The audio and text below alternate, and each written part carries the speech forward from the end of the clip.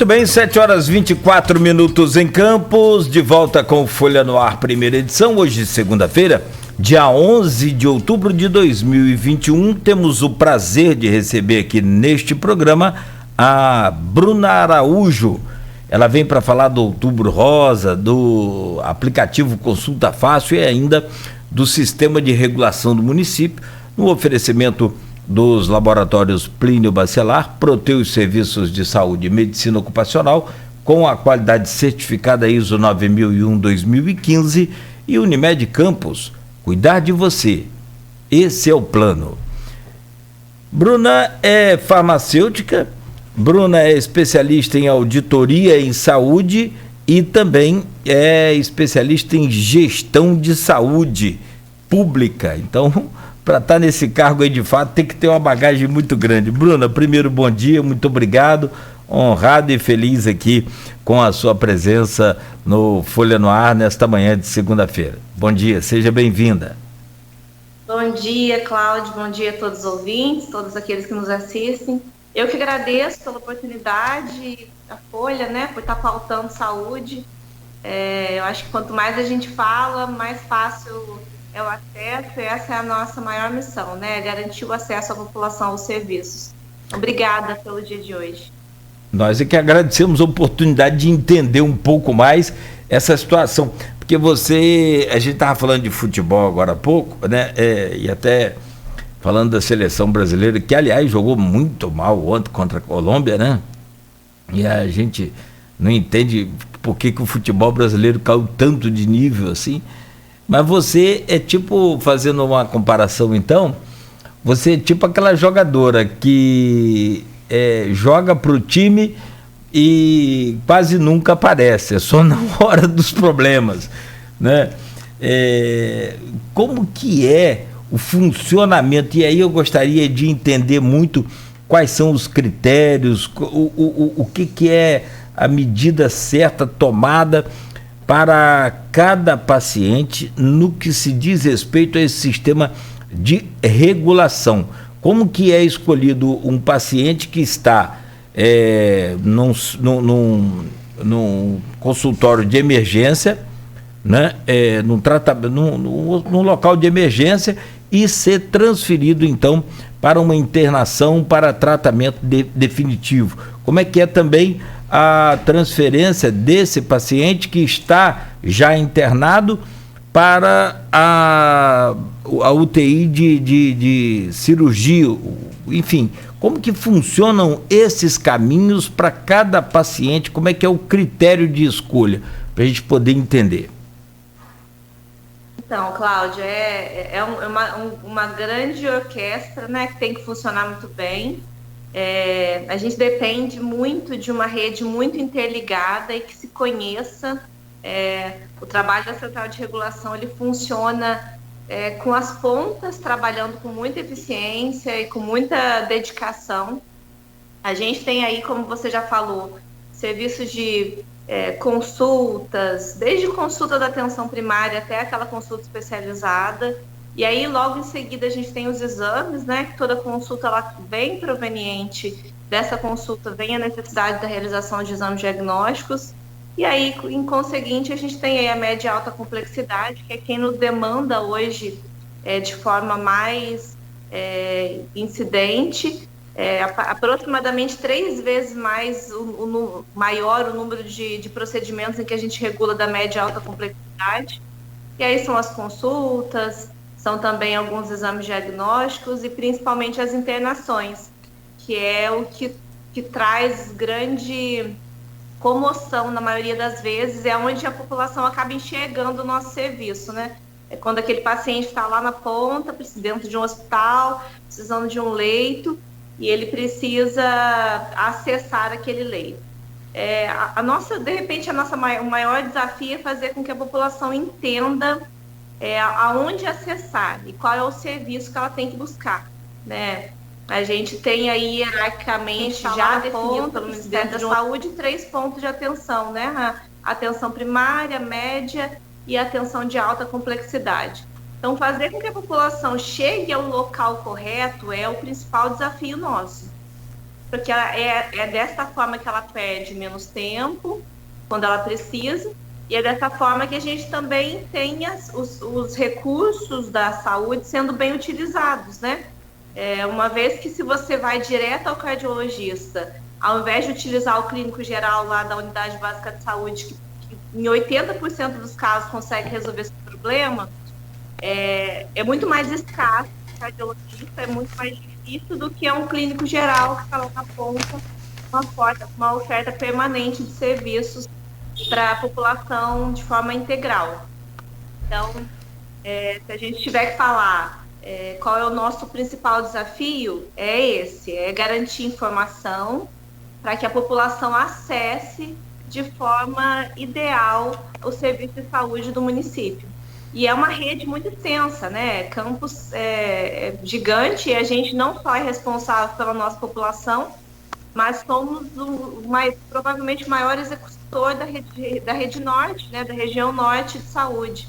O estado é dividido por regionalização, é um dos princípios do SUS, né? Que a saúde seja regionalizada e que a gente trabalhe por região os seus equipamentos. Então, nós somos responsáveis aí por aproximadamente 1 milhão de habitantes. E isso é desafiador diariamente, 24 horas por dia. Meu Deus. Não, imagino. Porque não para, né? A pessoa fica doente a qualquer hora do dia, da semana, do mês, não tem essa história. Ô Bruna, agora como a gente entende, claro que sabe que o sistema tem que funcionar como um relógio suíço, né? Mas é muito difícil, é muito complicado, e parte dessa engrenagem é ter a informação correta. Eu sempre digo aqui que, né, como já ouvi de vários especialistas, informação é poder. Quem tem informação tem poder. E nesse caso, por exemplo, como ter essa informação de, vamos supor, eu estou aqui com uma cólica, estou com uma dor muito forte, que unidade eu vou procurar? Eu sofri um acidente, e que unidade eu devo procurar? Como é que é esse tipo de informação? O que hoje a prefeitura precisa fazer para que a população tenha esse tipo de informação correta, conforme você falou, e importante? Então, as unidades básicas de saúde hoje são 36, né? Foram 6 unidades abertas recentemente, e a gente tem aí como missão a reabertura de mais 6 até dezembro. Esse é o nosso grande desafio, é fazer com que a atenção primária ela volte a ganhar aquele protagonismo dentro do município. É a base de tudo, é onde a gente previne, é onde a gente recupera a saúde da população e é onde a gente faz valer o nosso principal desafio do SUS, que é garantir realmente aquela equidade, aquela integralidade dentro daquilo que é essencial para a população. Então, o paciente ele deve procurar a unidade básica de saúde sempre, e ele deve manter esse vínculo com essa unidade de saúde para que ele mantenha pelo menos uma vez ao ano, ou a cada 6 meses, se eu tenho uma doença crônica, pelo menos uma consulta, uma revisão dos meus exames, para que eu mantenha a minha saúde equilibrada, né, estabilizada. Esse é o nosso maior problema hoje, quando a gente vem de uma pandemia que a população se afastou do serviço de saúde, assim como de todos os outros serviços, e que pior, né, além de eu ter me afastado, se eu praticava qualquer tipo de exercício, se fosse uma caminhadinha, eu parei de caminhar.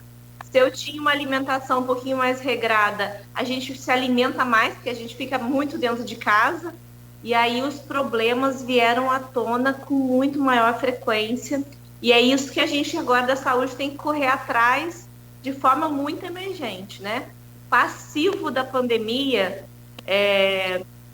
será, de repente, muito emergencial para as equipes de saúde. A gente sai um pouquinho daquela onda maior do Covid, mas a gente vem aí agora tendo que enfrentar esses desafios de todas essas doenças que vêm aparecendo agora diariamente para a gente. Então, se eu estou numa situação que eu tenho algum sintoma que eu não estou identificando que eu vejo alguma alteração no meu quadro de saúde, eu tenho que procurar a unidade básica de saúde preventivamente. Se eu já tenho alguma situação um pouco mais moderada e que aquilo está me atingindo e não está me mantendo no equilíbrio, uma dor de ouvido, minha pressão está um pouquinho alterada, ou se eu tenho, de repente, um mal-estar, uma dor de garganta, a unidade pré-hospitalar é o melhor local para que eu procure, porque é onde eu também tenho profissional 24 horas para me diagnosticar e para tentar identificar a minha necessidade de ou fazer um tratamento ambulatorial ou não. Tenho que ir para uma emergência maior para que aí, assim, eu tenha uma intervenção naquele momento e eu seja medicado, avaliado ou diagnosticado por uma intervenção maior, quem sabe uma internação. E aí, no último caso, é que a gente procura as nossas grandes emergências, que é o Ferreira Machado, que basicamente são as nossas conhecidas como emergência vermelha, é quando a gente tem um trauma ou qualquer outro problema acidental que eu necessite de uma cirurgia emergencial, e o HGG, que é onde a gente concentra as cirurgias também de menor porte, a emergência branca, são aquelas emergências em que eu tenho um tempo um pouquinho maior para poder atuar, e hoje o São José, que é a nossa grande emergência Covid, né? A gente acabou concentrando ali as nossas ações Covid, onde a gente tem o maior número de leitos da rede pública. Então, esse sequenciamento, quando eu interfiro, quando um paciente com uma dor de ouvido vai até o Ferreira Machado, ele acaba ocupando aquela equipe que precisava estar de prontidão à espera de um caso muito mais grave, né? Mas a gente entende que é fortalecendo essa ponta que a população volta a acreditar que se eu for numa UPH, eu vou ter meu atendimento plenamente assistido. E que se aquela UPH não tiver condição de resolver plenamente, ela vai me encaminhar para o hospital e eu vou ter o caminho correto sendo mantido, né? Nós tivemos aí o fechamento dos postos durante o fim do governo até do Rafael Diniz, né? E em relação para a concentração aqui do CCDC, que no primeiro momento foi maravilhoso, né? Foi fantástico. Depois, quando o Vladimir entrou, assumiu, ele achou melhor descentralizar esse atendimento, o que também funcionou muito bem. A princípio a gente questionou, mas gente, será que não vai espalhar Covid para tudo que é lugar, com todo mundo atendendo? Então, assim, naturalmente os governos não fazem as coisas, ou pelo menos não devem fazer, sem os técnicos, sem os especialistas, nesses casos médicos, epidemiologistas, virologistas, essa coisa toda. Mas essa coisa do fechamento dos postos agravou mais ainda e centralizou mais ainda as buscas por atendimentos mais simples, menos complexos nas unidades hospitalares, né? Sim, a gente ainda tem. Isso não é uma questão, uma característica de Campos, é uma característica geral. Uma vez que eu tenho um médico 24 horas nesse ponto, é muito mais natural que a população, às vezes, procure ali primeiro do que procure a sua unidade de saúde. E, sem dúvida, o fechamento das unidades de saúde, das unidades básicas, necessário naquele momento, né? A gente precisava concentrar aquelas equipes dentro dos hospitais, que era onde a gente tinha maior demanda, mas isso foi extremamente prejudicial, né? E aí a nossa preocupação emergente de reabrir tudo, e aí não só abrir as unidades básicas de saúde. Campos tem em torno hoje de 80 equipamentos de saúde, e esses equipamentos, cada um com a sua característica, né? Formando a rede de saúde. Tem os programas especializados, os programas estratégicos, que são aqueles definidos pelo Ministério.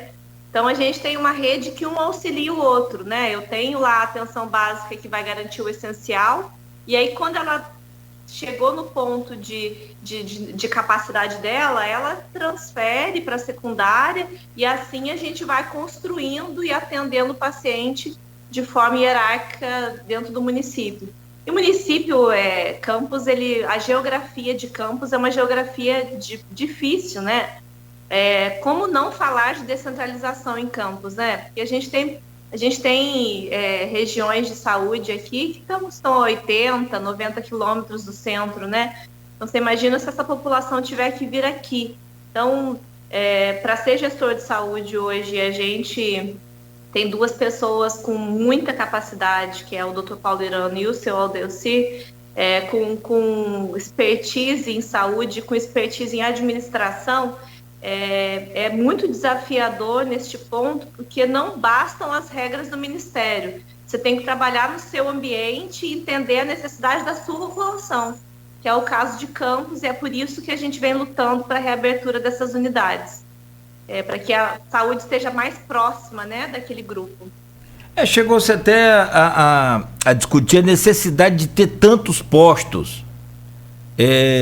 Você acha conveniente, você acha necessário um número maior desses postos de saúde, que a gente chama as unidades pré-hospitalares, UPHs? E aí depois a gente pode até enumerar aqui, vai dar tempo da gente fazer tranquilamente, porque eu ainda quero voltar aqui nesse tema de orientação. Ainda vamos voltar lá, mas continuando aqui nesse raciocínio que você citou aí agora, a geografia do município, de fato, ela é fantástica, né? É o município com maior extensão territorial do estado do Rio de Janeiro. Somos o maior município com extensão territorial, são 402 mil quilômetros quadrados, né? Então nós temos aqui Santo Eduardo, Santa Maria, olha lá, no norte do município, quantos quilômetros até Campos? Nós temos Farol de Santo Tomé, né? Boa Vista, que é ali pertinho de Farol. Aí vem Serrinha, vem também aqui Rio Preto, né? Por quantos quilômetros, Lagoa de Cima, quantos quilômetros ficam esses distritos, essas localidades do centro de Campos, que é preciso ter, então, essas unidades. E essas unidades funcionam 24 horas, Bruna? Não, a gente tem hoje 6 unidades 24 horas, divididas por distritos sanitários. Essas unidades a gente consegue atender a região norte, a região sul do município e as laterais. E aí as unidades básicas de saúde, que são essas unidades que tem que estar um pouquinho mais próximas, que tem que garantir um pouquinho esse acesso, porque lá na unidade, além do médico, a gente tem agentes importantíssimos, que é o enfermeiro, o agente comunitário de saúde, técnico de enfermagem, o dentista, e aí sim a gente precisa ter um local muito mais próximo, né, da população. Por muitos anos a gente realmente questionou o número de unidades, principalmente porque a gente sabe que quanto maior a estrutura, você tem o dinheiro, ele está distribuído de forma muito maior, né? E aí a gente tem uma grande dificuldade em todos os sentidos, desde cumprir com o índice de gasto com o pessoal, né? A saúde hoje tem, em média, 48% do seu gasto investido em recursos humanos, e são essas pessoas que desenvolvem todos os serviços para a gente, mas a gente sabe que o médico sem o estetoscópio, sem o aparelho de pressão, sem o medicamento, o enfermeiro sem seus materiais, ele não consegue desenvolver tudo aquilo que é necessário. E que, principalmente, o paciente, depois que ele é assistido, ele vai ter outras demandas, né? Ele vai precisar do remédio, ele vai precisar da fralda, ou se ele estiver no leito, ele vai precisar de toda uma estrutura. Então, hoje, 36 unidades, a gente vai encerrar em 2021 com 42. Quando o Ministério da Saúde, ele preconiza, ele fala para a gente de número de unidades de saúde, ele se baseia muito em equipes e não em estruturas físicas. Então, certamente, depois dessas 6, a gente vai ter que analisar os vazios assistenciais naquelas localidades em que eu vou ter mais dificuldade de locomoção, e é lá que a gente vai ter que atuar. E aí, sem dúvidas, a gente vai ter que começar a pensar, que é um dos projetos de governo e que a gente vai desenvolver muito em breve, é a pauta principal hoje do Dr. Paulo Irano, que é a rede de urgência e emergência. É quando a gente faz com que a ambulância e a equipe composta dessa ambulância esteja próximo dessa população, para que eles cheguem a um equipamento de saúde de forma mais rápida. não necessariamente eu vou ter que ter uma unidade pré-hospitalar em todos os lugares, porque é uma unidade que ela tem um custo muito alto para o município pela sua necessidade de 24 horas de tudo que ela tem que ter ali dentro, né? Então, ela tem que ter, nós temos que ter equipamentos, que é uma móvel avançado, que vá até essa localidade no tempo necessário dessa população. Então, a organização da rede, ela vai muito disso. De fortalecer essa atenção básica, garantir equipamentos móveis que cheguem até essa população, e quando a gente chega na UPH ou no hospital, a gente garante a resolutividade. A população é atendida prontamente, dentro da sua necessidade, e ele é sanado naquele primeiro momento, garantindo que ele tenha ali a possibilidade de tratamento, né? Você é especialista em gestão e saúde pública, né? Se chegar para você hoje e falar assim, Bruna, tá aqui todo o dinheiro que você precisa, pode contratar, pode construir, pode comprar ambulância, pode fazer o que você precisar, o que você deseja. Qual a sua meta, por exemplo, qual o seu sonho para resolver essa questão de acesso à saúde em Campos? O que você faria com todo, vamos supor, esse dinheiro aí? Apesar da gente saber que hoje o que gasta mais, o que tem maior consumo do recurso público é a média e alta complexidade, eu, sem dúvida, e é a opinião também da nossa gestão, é a opinião do nosso prefeito, eu investiria na atenção básica. Eu acho que quando a gente faz com que a população não adoeça, é que a gente tem uma saúde de qualidade. Né? A gente sabe que hoje a gente tem uma inversão, né, por diversas crises que o país vem sofrendo, o país e o nosso estado, né? E a gente tinha uma população aí que variava de 60% com plano de saúde, 40% somente SUS, e a gente tem uma inversão total agora, né? Com tudo que aconteceu no nosso país, né, e no nosso estado.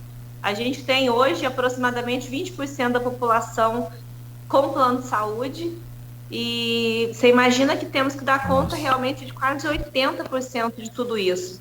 Então, sem sombra de dúvidas, a solução para tudo isso é investir na atenção primária. A gente precisa fazer com que a atenção primária tenha capacidade de resolver o problema da população. Houve um tempo em que a gente tinha aqui o programa Saúde da Família, o PSF, né?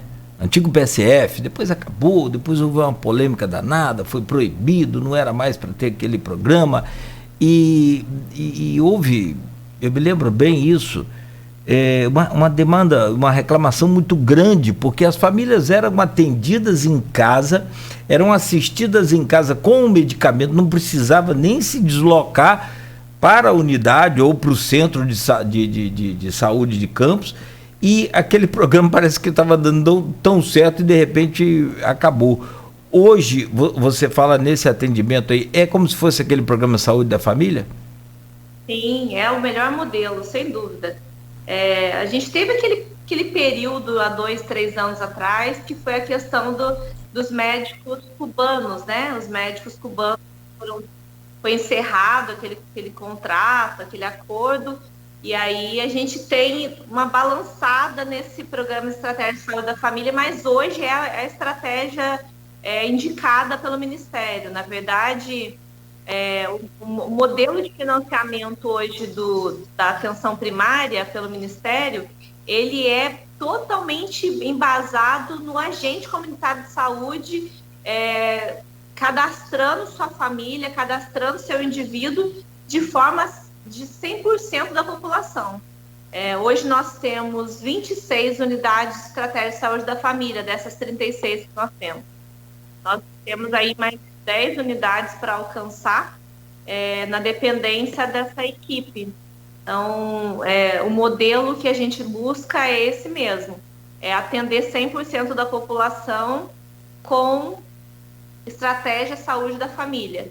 É aquele médico de antigamente, que é aquele médico que tratava tudo da gente, né? Que a gente ia para lá, tinha diferença. Ele me tratava, mas ele também cuidava da minha mãe, cuidava do meu avô, cuidava do meu filho, e que ele integralmente ele entende a saúde daquela família, que também é de extrema importância, né? A gente sabe que muitas doenças são hereditárias, genéticas, ou são doenças que são ocasionadas pela situação social, né? Às vezes aquela família ela não tem uma moradia adequada, ela reside num lugar que proporciona doenças frequentes. Então, tudo isso o médico da família, que é o médico que vai na casa da família, que leva a sua equipe, é o melhor modelo, sem dúvida. Em Campos, para você ter uma ideia, no último quadrimestre, a gente teve aproximadamente aí 400 mil serviços ofertados pela atenção básica. E na atenção de média e alta complexidade, foram 3 vezes mais. E aí, proporcionalmente, a gente também vai falar de recurso, né? A gente daí gasta muito mais com a média e alta complexidade, que é quando a pessoa já está muito doente. E aí a gente tem a população lá na atenção primária com um recurso que fica escasso, né?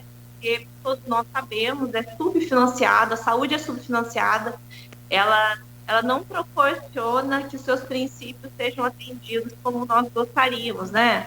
A gente tem se a gente falar aí de medicamento, que é uma necessidade primária, né? Você imagina que uma pessoa que tem um salário mínimo hoje, como que ela compra seus medicamentos que em média vão custar R$ 300, R$ 400, o seu remédio de pressão, o seu remédio de diabetes, e aí ele só vai ficar bem se ele estiver tratando. Você imagina que ele vai conseguir definir 40% da sua renda para isso. Então, a saúde pública precisa ter os medicamentos ali. Quando a gente fala de medicamentos financiados pelo Ministério da Saúde, e ele prepara uma grade para a gente lá, ele fala, olha, prefeito, esse medicamento tem que ter aí disponível para essa população. Ele prevê R$ 9,10 por habitante ano. Então, você imagina se é possível a gente garantir saúde com esse recurso, né?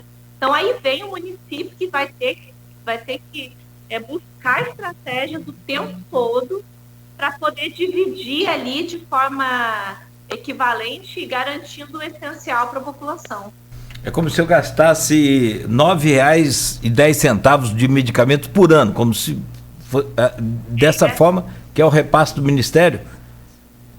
Para medicamentos, para assistência farmacêutica, sim. Ele prevê aí que o governo federal dá em torno de 5,24 por habitante ano. Aí o Estado, que é tripartite, né? A gente tem 3 entes responsáveis ali por aquela população. O Estado vai dar em 2,10, 2,35 e o município também dá a sua parcela de 2,10, 2,35. Mas você imagina que R$ 9,00 a gente consegue garantir assistência por indivíduo com relação ao medicamento, né? Não. Uma cartelinha de dipirona, que eu acho que todo mundo deve ter em casa, provavelmente, né? A gente sempre tem uma para uma dor de cabeça, uma febre, qualquer mal-estar. Deve estar custando mais ou menos isso hoje na rede privada, né? Em torno de R$ 9, R$ 6, R$ 7. Então é impossível, né? E aí a gente está falando de todos os níveis, né? De necessidade. É desafiador. Né? Nem todo mundo também busca a rede pública para comprar remédio, para adquirir remédio. Tá, sim. Vamos e venhamos. Eu não sei qual o percentual da população que busca, mas como você mesmo disse agora há pouco, 80% já não tem mais plano de saúde, 80% é por conta da rede pública. Então, eu quero imaginar que também na questão dos medicamentos, e aí a demanda não é pequena, deve ser também um percentual muito grande. Por exemplo, eu tenho a oportunidade de não buscar a rede pública para remédio, tudo bem, mas tem mais 2 companheiros aqui, eles buscam, então fica assim, o que sobra no meu caso falta para eles também. Sim, com certeza. É nesse sentido que a gente vai trabalhando, né? Eu tenho estratégias que são possíveis para um país inteiro, mas que atendem a um grupo, né? Então é por isso que a gente vai trabalhar com a universalidade e a integralidade do essencial, né? Porque realmente não vai ser possível atuar em todos os campos de forma integral, né? E que garanta a igualdade no atendimento para essa população. Então, realmente, aquilo que você não usa, a gente vai tratar um outro grupo, mas que mesmo assim não vai ser suficiente, né? A gente não vai conseguir 100% da necessidade da população. Olha, esse assunto dá um programa inteiro, né? A gente conversava antes aqui, esse primeiro bloco, vamos tomar conta dele todinho com esse assunto, que é esse assunto de regulação. E aí eu vou até fazer o seguinte, eu vou voltar um pouquinho ao começo, depois a gente tenta trazer alguns desses números aí que você passou pra gente. Lá no começo você já falava sobre a importância, claro, da orientação. Também teve um caso aqui de um amigo que outro dia ficou perdido. A esposa passou mal, acho que foi pressão alta e não sabia onde procurar, foi para a rede particular e acabou. Eu queria que você enumerasse para a gente, então, quais são as unidades de emergência que a gente deve, de urgência que a gente deve procurar, né? E quais são aquelas que a gente deve procurar no dia a dia aí para pré-atendimento, sem ambulatorial, né? Por exemplo, nós temos aqui o Hospital São José, temos o Hospital Feira Machado, você já adiantou que é uma unidade de atendimento, né, vermelho, de emergências vermelha, o HGG, e aí eu não sei se você também tem acesso ou algum tipo de parceria com a UPA em Guarulhos. Como é que funcionam essas unidades e em que momento eu devo procurá-las ou não devo procurá-las? Sim. Então, as nossas unidades 24 horas hoje, a gente tem lá em Santo Eduardo uma unidade, temos aqui em Travessão uma outra unidade 24 horas. Aí quando a gente vem aqui já para essa região sul, né, a gente vai ter Ururaí, uma unidade pré-hospitalar. Aí nós vamos ter Farol também, com uma unidade 24 horas. E aqui no centro da cidade, a gente tem aqui nessa região de Guarulhos, o PU de Guarulhos, e a gente tem a unidade do Saldanha Marinho, que fica aqui mais nessa região central, já chegando aqui no Flamboyant, mais próximo do Jockey, né? Essas são as unidades pré-hospitalares que funcionam 24 horas. Eu tenho médico, enfermeiro, a unidade Saldanha, algumas delas a gente tem o dentista 24 horas também, e que eu vou ter acesso a atendimento 24 horas e diagnóstico. É ali que eu vou ter a classificação do meu problema e que eu vou ser ou encaminhado, ou eu faço um pequeno repouso e tenho estabilizado aquela situação de doença e eu tenho um encaminhamento para voltar para atenção primária para continuidade, que é o caso de uma hipertensão. Estou com uma hipertensão, eu tive um pico de pressão e eu preciso se eu vou conseguir regularizar ou se eu não regularizei. Se eu regularizei ali com aquela intervenção na unidade pré-hospitalar, ele vai me dar um encaminhamento para procurar a unidade básica de saúde mais próxima da minha casa e eu vou procurar um médico clínico para poder fazer tratamento, né? Uma vez que eu tive um problema evidenciado. Já se eu não controlei, é aí que a gente vai procurar qual é a causa e aí eu vou ser encaminhado para um hospital para internação. Esse paciente ele tem que ficar numa unidade 24 horas, no máximo 24 horas. Então, se eu cheguei a ficar 24 horas ali, eu não tive meu problema resolvido, não cheguei a um diagnóstico, é nesse momento que eu tenho que ser internado. E é desse jeito que a gente faz também nas nossas unidades de emergência. Eu cheguei lá com algum problema. E se eu tive que ficar mais de 24 horas, é nesse momento que eu recebo a minha internação. E aí algumas coisas a gente vai permanecer nessas instituições, como é o caso do trauma, da ortopedia, da fratura no Ferreira Machado, ou o caso do AVC hemorrágico. Quando eu tenho o AVC hemorrágico, a nossa referência no município e da região é o Ferreira Machado. E se por acaso eu estou no HGG e eu tenho ali uma forte dor abdominal, vou de repente ter que operar uma apendicite, é ali que a gente vai ter o seu problema sanado. Depois que eu fiz a minha cirurgia, aí sim a gente pode ir para uma unidade contratualizada para eu dar continuidade da minha permanência hospitalar. Porque tendenciosamente eu preciso fazer com que a minha primeira porta de entrada, que são as emergências, elas fiquem um pouco mais vazias, né? Então, a gente vai recebendo e trazendo para os hospitais contratualizados. São em torno de 1.200 leitos que a gente contrata, somente de leitos de enfermaria. E leitos de UTI, acho que são em torno de 300 leitos de UTI. Então, eu tiro esse paciente da minha emergência, depois que eu tenho a estabilização dele, e aí eu levo ele para um hospital contratualizado. Então, essa ansiedade da população, às vezes, meu pai está ali no Ferreira Machado, preciso tirar ele dali urgente. Nem sempre eu tenho que tirar ele dali. Às vezes, ali é o melhor lugar para ele naquele momento, né? É onde eu tenho a assistência que ele precisa. A gente tem hoje um serviço de referência no Ferreira Machado de trauma e de neurocirurgia. Então, não tem outro lugar que vai ter essa capacidade de resolver com tanta rapidez quanto no Ferreira Machado. Então, mas fazer a população entender que, às vezes, ele permanecer ali no Ferreira é o melhor para ele, é onde entra a informação que a gente vem conversando. Né? Aconteceu comigo e tem um tempo eu passei mal e eu tive, na verdade, foi pericardite, não foi um infarto. Mas os sintomas da pericardite, eles são bem semelhantes aos sintomas do infarto, pelo menos aqueles iniciais ali.